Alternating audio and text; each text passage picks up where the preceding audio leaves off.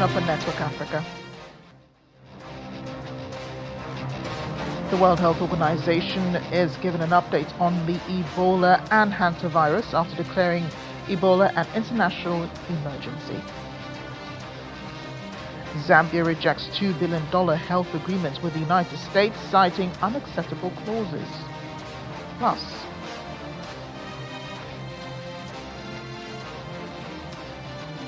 analyst uncovers the driving force behind constant attacks in Plateau State, north-central Nigeria.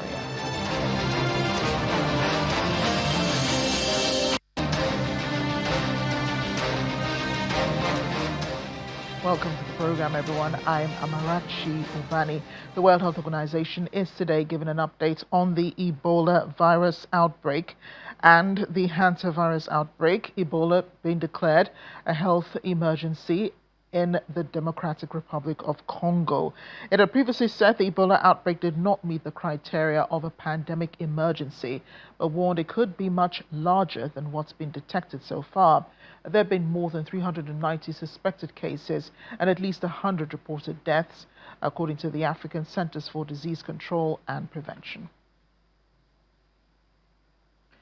In the meantime, health officials in the Democratic Republic of Congo say new treatment centers are being established in the capital of Ituri province, the center of this Ebola outbreak, to take the pressure off hospitals taking in a growing number of patients. Speaking to reporters earlier, the head of the CDC in Democratic Republic of Congo says we know that hospitals are already under stress because of the patients.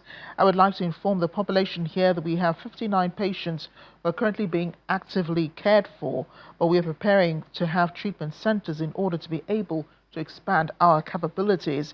World Health Organization representative in the DRC, Anne Ansia, says the equipment is a first response. It would not be enough, saying we're in the process of preparing C-130 cargo plane, which is already in Kenya's capital, Nairobi, at the moment, which is being loaded to at our depot, which will then leave for Kinshasa and which will bring additional equipment. On Sunday, the health minister of the DRC, Roger Samuel Kamba, arrived in Ituri alongside emergency medical supplies and specialist response teams, warning that hospitals are already under severe pressure. Officials say 60 patients are currently receiving treatment, while new emergency centers are being prepared to handle the growing crisis. The minister urging residents to seek medical help immediately, stressing that treatment is free and early detection is critical to stopping the spread. Well, here in Nigeria, the Center for Disease Control and Prevention said it is closely monitoring the recent Ebola outbreak in the Democratic Republic of Congo.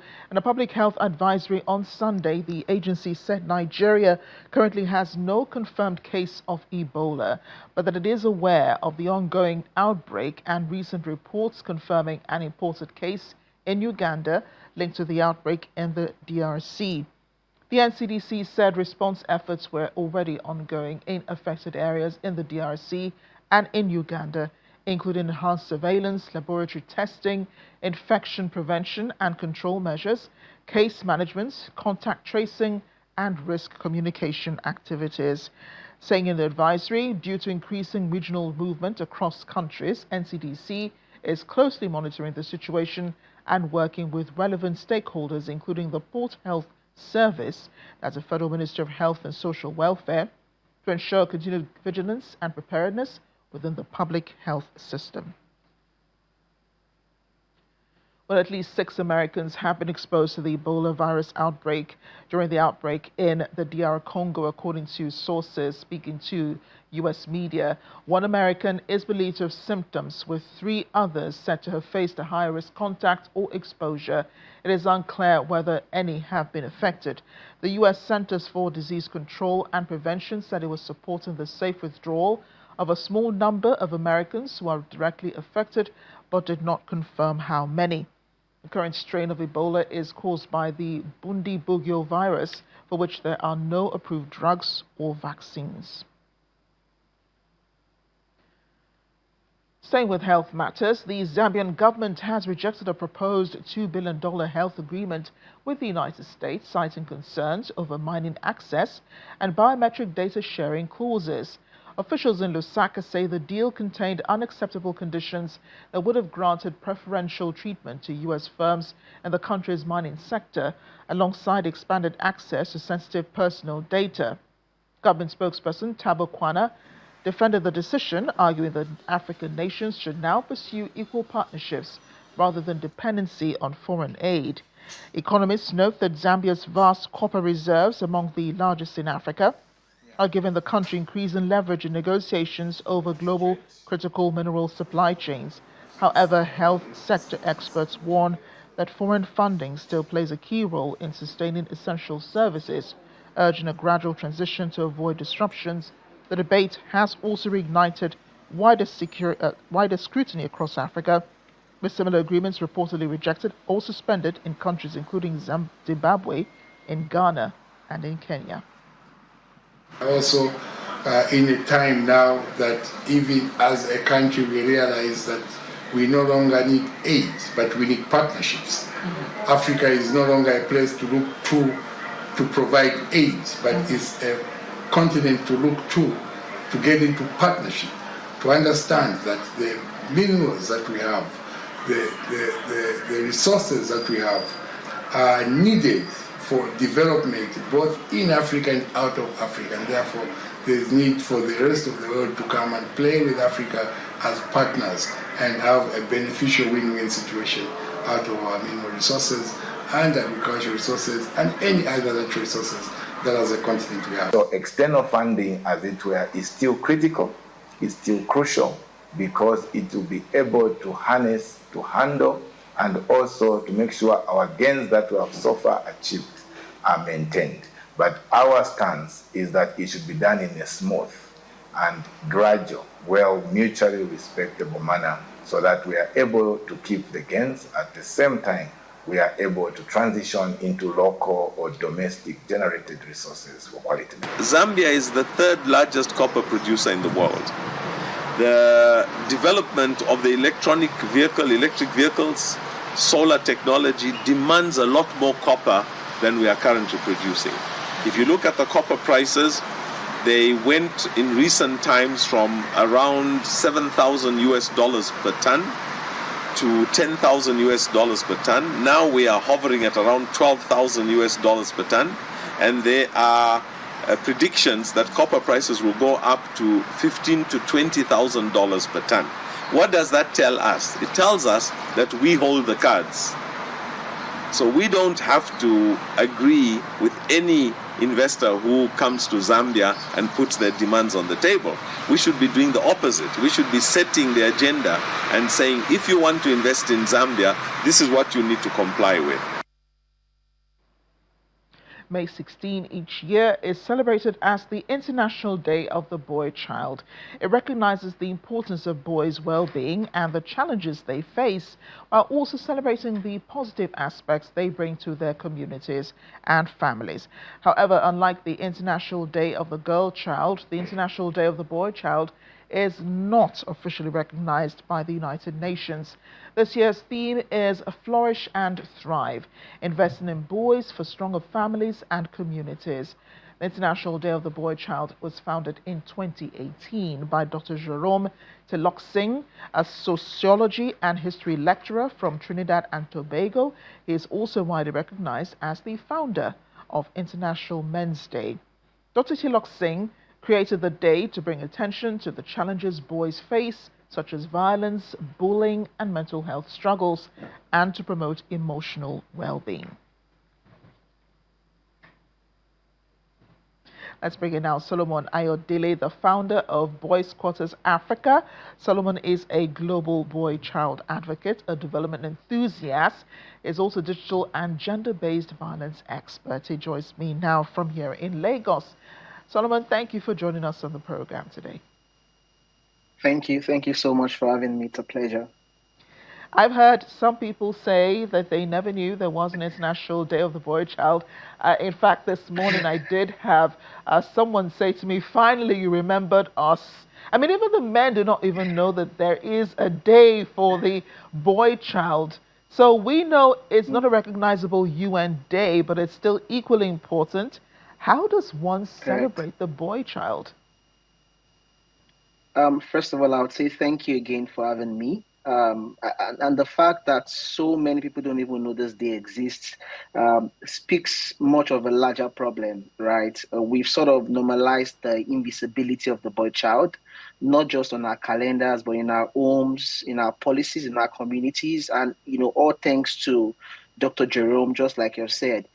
Just to quickly answer the question, if you check right here in Nigeria today, according to the 2024 UNICEF reports, it states that 18.3 million children, they are out of school. And when you check the statistics well, you will realize that a large chunk of these children are boys. A significant portion of that figure is boys.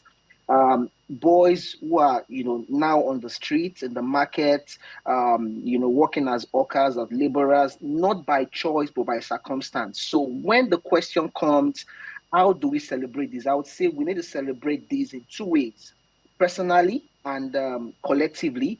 Personally, we need to take our time, reach out to a boy around you, write the boy a letter, affirm the boy. If you've got a nephew, a younger brother, a young boy in your street, we can do that personally. Collectively, we can then begin to support organizations who are, pushing stuff for boys. For example, in the last 8 years for us at Boy Scholars Africa, we have hosted the Global Boy Child Summit. Last year, we hosted about 10,000 boys across 11 countries in Africa. So there is the personal part of it, and there is the structural part of it.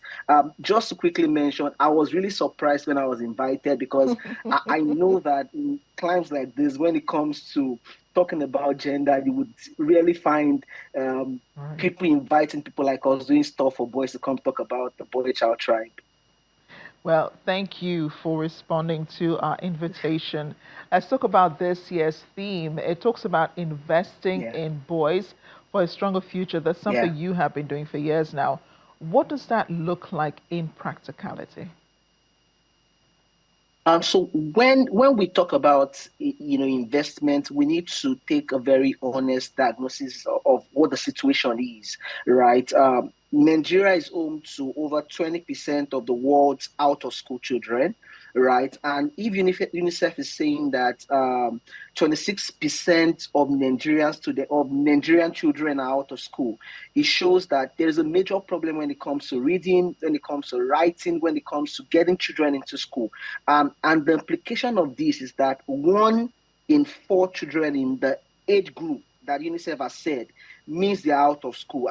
And what we need to do, right, when it comes to this investment is that we need to first of all understand that there is an alarming problem, right, with the boy child tribe when it comes to things around, absent fathers, things around lack of visibility, like I've mentioned, things around lack of structural support, right? So how can we practically invest in, those boys? I would say number one, there has to be mentorship at scale, right?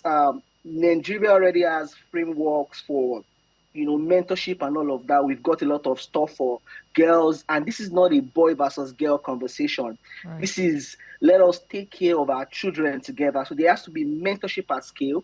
For us at Boy Scholars, we've just built a digital platform called My Guy, where we want to try connect young boys to older mentors across the world. That's one. Number two, there has to be a case of us redesigning our education systems for boys, right? The way boys think, the way boys grow up, right? We cannot just assume boys will be boys. We cannot Right. assume they will be okay. We cannot assume they will be fine. That's number two. Number three, we then need to create a mental health infrastructure for boys based on societal expectations. What I've seen, right, is that we anticipate from older men what we have not invested into younger boys, right? Right. So Right. we need to invest in boys in terms of putting counselors in their faces, funding community and health program. And I think finally, we've got to create like an economic pathway for boys, for them to start early, we've seen in our work that we've got a lot of young boys involved in, what you call Yahoo, and even going as far as doing Yahoo Plus, right? And because there's an assumption that boys will be okay, right? We don't pay that economic attention to them. There has to be that structural, deliberate investment into and holding those boys when they are 8, when they are 9, when they are 10. Wow. Solomon, you literally just answered the rest of my questions because, we're concerned about raising boys who are self-aware and boys who know their place in society but are not too soft, to shape the society that they live in. Thank you for your work, and thank you again for joining us on Network Africa. Thank you. Thank you for having me. Thank you. We're off on a short break now, still ahead. From the marketplace to digital marketing, young Liberian entrepreneurs have just discovered the magic and wonder of social media to boost sales. Stay with us.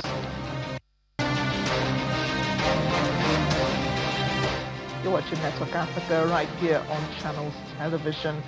Well, there were many issues and events that took place across the continent. Here's a brief look at some of them. On Saturday, demonstrators gathered at the Castle of Good Hope in Cape Town to mark the 78th anniversary of the Nakba, holding the rally at South Africa's oldest surviving colonial building. Attendees commemorated the mass displacement of Palestinians in 1948. I challenge all to advocate, but the 15 minutes time we have a negotiation will be here. We'll be free Palestine. Today we are commemorating 78 years of Nakba, of disaster, of a catastrophe, and we are here to pledge solidarity with the people of Palestine, dead or alive, in exile, in refugee camps, and those who are waiting to be bombed, still remaining in Gaza. During the event, particular emphasis was placed on the call for the release of Mahmoud Barghouti. The Palestinian political leader has remained in prison in Israel since April 15, 2002, serving 5 consecutive life sentences. And we're all free now. So that's what we want for the Gazans, for Palestinians, to be free and rebuild their homes and be like a free person, like everybody around the world. The rally took place a day after the 78th anniversary of the Nakba, the Arabic word for catastrophe, when some 750,000 Palestinians were displaced following the establishment of the State of Israel in 1948, the date Israel observes as its Independence Day. Madagascar's Ministry of Justice confirmed that former Tourism and Handicrafts Secretary General Ves Rakotoniana and ex-Education Minister Paul Rabari have been taken into custody of alleged plans to incite public unrest and violence. The prosecutor said the charges include conspiring to plan attacks on senior state officials and to stir violence among citizens, spreading false information to disturb public order, and forming or joining a criminal organization to carry out those offenses under Article 215 and 216 of the Penal Code. Questions are being raised as to what is really fueling the persistent violence in Plateau State, north-central Nigeria. While many of the attacks are often framed as farmer-herder clashes, a growing number of residents and analysts are now raising deeper questions about whether the crisis is also connected to land grabbing and the state's lucrative mineral resources. In the special reports, Channels Television's Percy Debang examines the link between displacement, mineral wealth, and the escalating violence. Plateau State, known for its abundant deposit of tin, columbite, zinc, and other solid minerals, has increasingly become a flashpoint of violence, displacement, and competing interest. Mining in Plateau dates back to 1902, when British colonial authorities began commercial extraction of tin on the Jos Plateau, a development that would later position the state as one of Nigeria's most resource-rich regions. Within the last year, dozens of lives have been lost in incidents directly or indirectly linked to mining activities. In February 2026, 37 miners died after alleged exposure to toxic gas at the mining site in Wase local government area.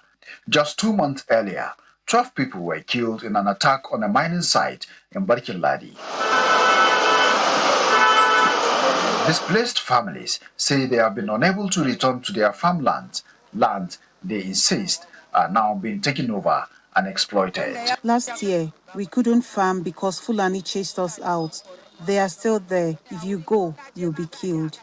The governor of Plateau State, Caleb Mutfwang, says more than 60 communities have been overrun or abandoned following recurring attacks across Riom, Barkiladi, Bassa, Bokos, Mangu, and Wase local government areas. The displacement have not only triggered a humanitarian crisis, but also raised new questions about who controls these abandoned lands. Immediately they sack people from the community. They will take responsibility of the community and start cultivating their lands. In fact, even in mining activities. For many residents, the conflict is no longer seen as random violence, but a pattern of attacks, displacement, and growing uncertainty over who ultimately controls the land left behind. Behind me here, what used to be a farmland is now dotted with mining pits. For many residents, the fear is no longer about surviving the crisis, but about losing their land, their identity, and their means of livelihoods permanently. The question many are asking is if this crisis is all about grazing or there is something more complex beneath the surface. Authorities have acknowledged the growing risks associated with illegal mining across the state. Globally, anywhere you have resources, you will always have that struggle. There are definitely outsiders coming here to Plateau, and their main aim is they are targeting the minerals that we had. Sadly, people don't want to use formal ways of applying and getting these minerals. A lot of people are into banditry, and they're sacking communities for the minerals that we have. I mean, there's always been this narrative that it is farmers' head are cash, but also people are, if you go and search properly, you would see that a lot of communities that are being sacked today are being sacked because of the minerals that Plateau State is being endowed with. Following a series of deadly incidents, including the Wase tragedy, government moved to shut down some illegal mining sites and briefly restricted mining activities, especially at night. Security expert says the Plateau crisis can no longer be viewed strictly through the lens of ethnic or farmer-herder conflict, arguing that the pattern of attacks, displacement, and occupation of strategic communities suggest a broader struggle for resource control. I was commander here. I observed that there are some foreign companies and some local companies, both doing mining, some illegal, some legal.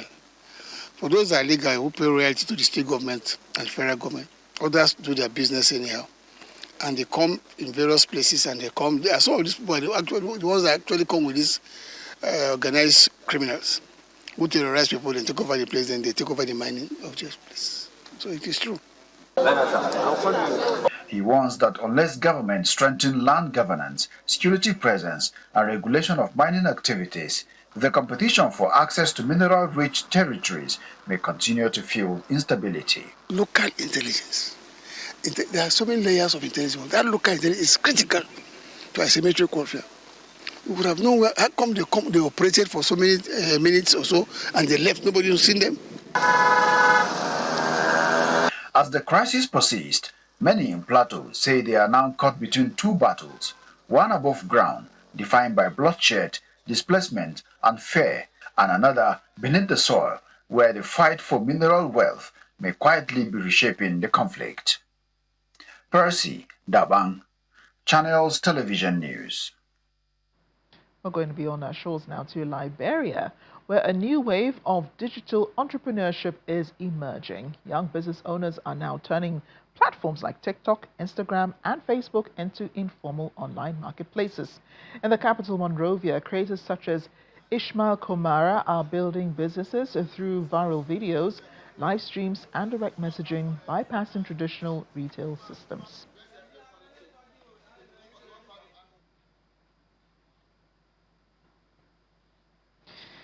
And before we go on the program to close, here's a fact from the continent. Did you know that Africa was home to one of the deadliest conflicts in modern history? A second Congo War, fought mainly in the Democratic Republic of Congo, led to the deaths of more than 5 million people through violence, hunger, and disease linked to the conflict. Often called Africa's World War, the war involved multiple African nations and armed groups, making it one of the largest and most devastating conflicts ever fought on the continent. Many experts consider it among the deadliest wars since World War II. And now you know. That's Network Africa today. Thanks for watching. I'm Amarachi.